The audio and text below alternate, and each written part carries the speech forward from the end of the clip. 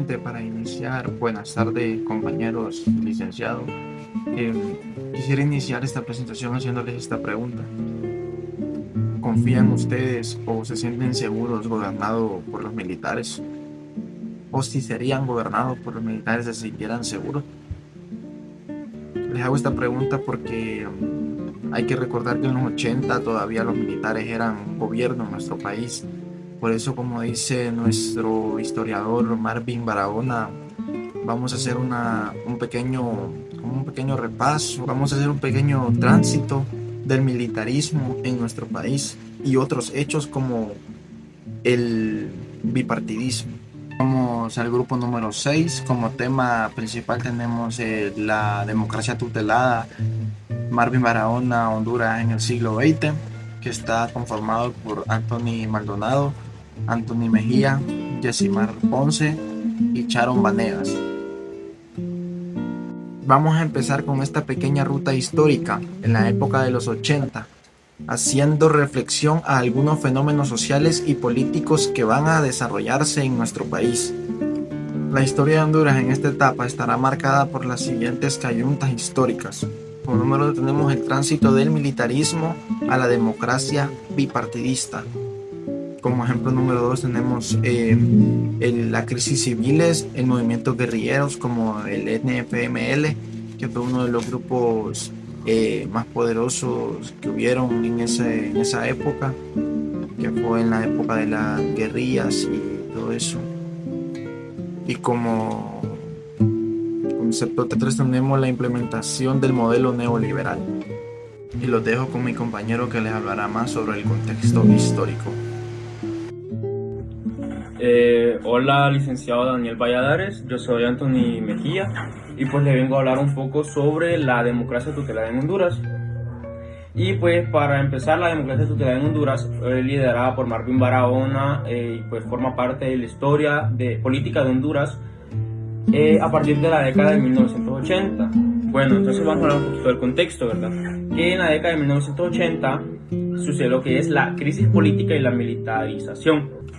Pues Honduras atravesó una época de agitación política y social durante la década de 1980 y este fue un periodo caracterizado por la Guerra Fría, ¿verdad? Entonces, donde Honduras se convirtió en un aliado estratégico de Estados Unidos y pues en su lucha contra el comunismo en América Central, la militarización y la reposición política eran comunes durante este periodo. Pues también podríamos hablar sobre la transición democrática, que esto sucedió a finales de la década de 1980 y a inicios de la década de 1990. Honduras experimentó una transición hacia la democracia y pues esto fue en gran parte impulsado por presiones internas y externas para democratizar el país después de años de regímenes autoritarios y militares.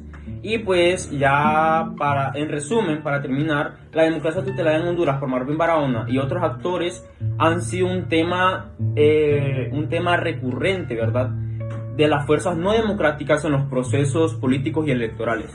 Como concepto de la democracia tutelada, tenemos el concepto de Barahona, que Barahona utiliza el término democracia tutelada para describir una democracia que está limitada o controlada por ciertas fuerzas o instituciones. En el caso de Honduras, estas fuerzas incluyen como actores domésticos e internacionales que han influenciado y intervenido directamente en las decisiones políticas del país. En la transición democrática hondureña tenemos como principales dos actores que han sido protagonistas de este tipo de proceso. Hay un actor externo y otro interno, siendo el externo Estados Unidos y el interno las Fuerzas Armadas, que han tenido gran protagonismo en este proceso. Los dejo con mi compañero que les hablará más sobre la influencia extranjera. Yo voy a hablar sobre un tema importante resaltado en la democracia tutelada de Marvin Barahona, Honduras en el siglo XX, el cual es la influencia extranjera. En la democracia tutelada de Marvin Barahona se explora que había un actor externo importante en la región, que era prácticamente una estrategia política militar para derrocar la revolución nicaragüense, en el cual se involucró Estados Unidos, el cual formó una estrategia de baja intensidad que consistía en la prescripción de fuerzas militares, por lo cual contó con la unión del ejército hondureño. El autor también señala cómo diferentes países han influenciado en nuestras políticas. Uno de ellos es Estados Unidos, el cual influyó en una repercusión decisiva en la política interna de Honduras.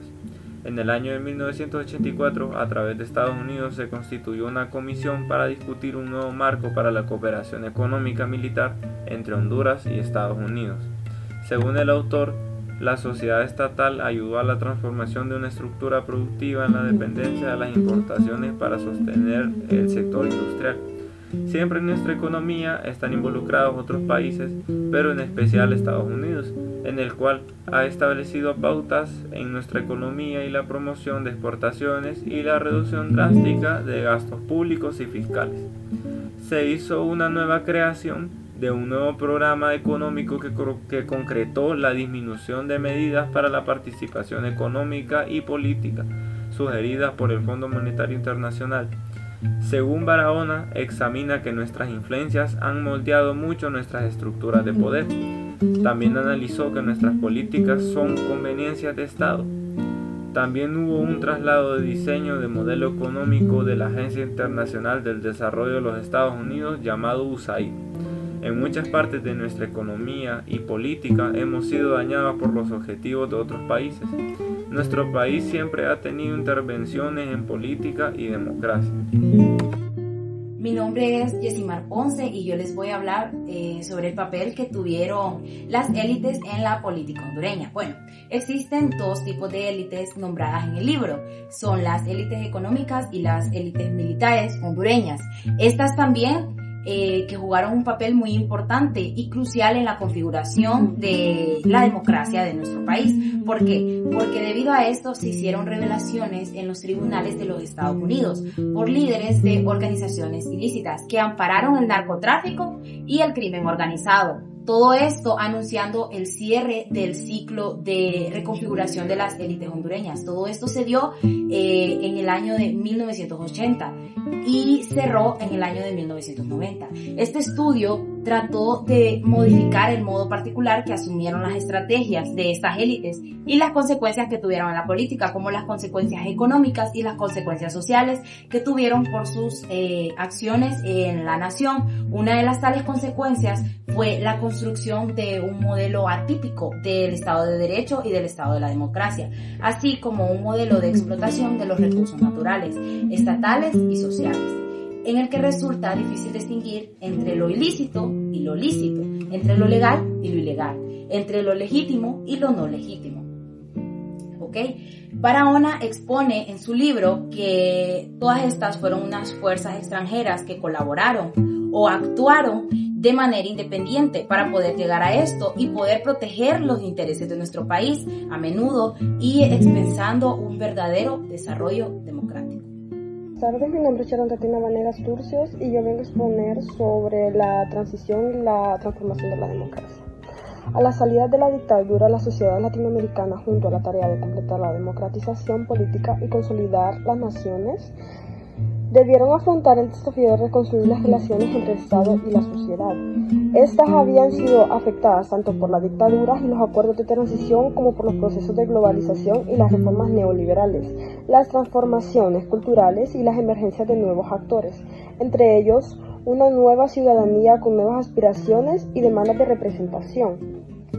No se puede entenderse a la situación de las democracias latinoamericanas fuera de este contexto de un proceso refundacional de las relaciones entre el Estado y la sociedad, de las relaciones cuyo sentido fundamental era apartarse de las políticas neoliberales y resolver el problema de desigualdad. Se trataba en cierto modo de un salto que las transiciones no habían logrado realizar. Los procesos y asambleas constituyentes fueron del modo y principal de dar este salto que implicaba la construcción no solo de una institucionalidad democrática, sino la generación de un nuevo demos o un sujeto político-social. En algunos casos, la recomposición de las relaciones entre estados y sociedades se hizo a través de la forma de tradicionales de partidos políticos representativos, entre otros. Ante el colapso de los partidos, las apelaciones a la sociedad y actores sociales, se valió de liderazgos personales. Otros combinaron movimientos sociales, a veces de tipo étnico, nuevos partidos y liderazgos personales. Otros vivieron en determinado momento un círculo virtuoso entre liderazgo y partido, movimiento social y Estado con políticas públicas redistributivas. Prácticamente todos realizaron tales cambios refundacionales a través de asambleas constituyentes y muchos ensayaron fórmulas nuevas de democracia participativa. Prácticamente ninguno realizó transformaciones sustanciales en el modelo productivo, limitándose a aprovechar la favorable coyuntura internacional. Gracias. Nuestra conclusión sobre la democracia tutelada por Marvin Barahona es que este nos ofrece una visión crítica y una visión detallada de la política de nuestro país en el siglo XX. Este nos revela muchas de las complejidades por las que se tuvieron que pasar, por las que se tuvieron que luchar, por la democracia que se vive, porque es una democracia bajo las sombras de figuras externas de nuestro país, por la influencia de las élites locales y su poder. Este análisis es esencial para poder entender no solo la historia de nuestro país, sino también los retos que se viven actualmente para poder seguir en el camino de una democracia plena y sin restricciones. El libro de Barahona es una lectura fundamental e importante para todos aquellos a los cuales les interesa saber más sobre la historia de la política de América Latina, la historia de la política de Honduras, y también ayuda como una influencia interna y externa para moldear el tejido democrático de una nación.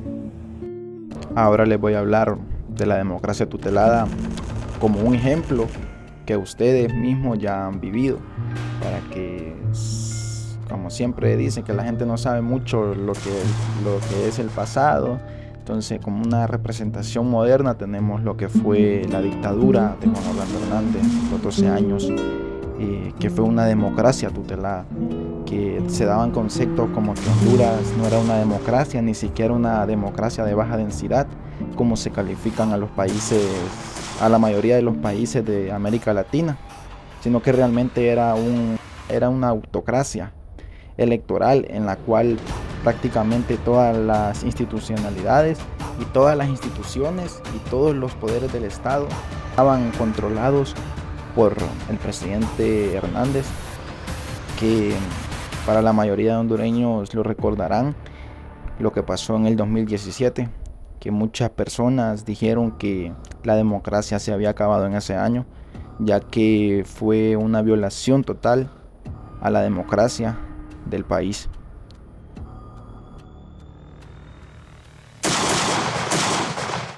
Ya para finalizar, darle gracias por su atención. Espero que hayan tenido el contexto y que hayan entendido el tema a la perfección, que le hayamos explicado bien. Así que gracias por su atención, gracias licenciado y gracias.